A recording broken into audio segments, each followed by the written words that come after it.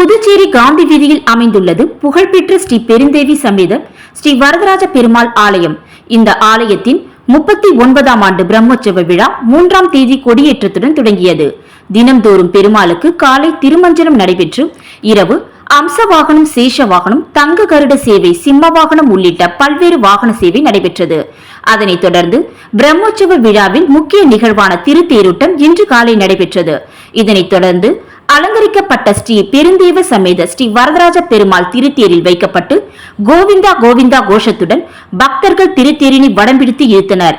இந்த விழாவில் முன்னாள் சபாநாயகர் சிவக்கொழுந்து, சட்டமன்ற உறுப்பினர் வி.பி. ராமலிங்கம், சப்தகிரி குழும நிர்வாக இயக்குனர் ரமேஷ்குமார், இணை இயக்குனர் விஜய் மற்றும் சப்தகிரி குழுமத்தார் அனைவரும் கலந்து கொண்டு சுவாமியை வழிபட்டனர்.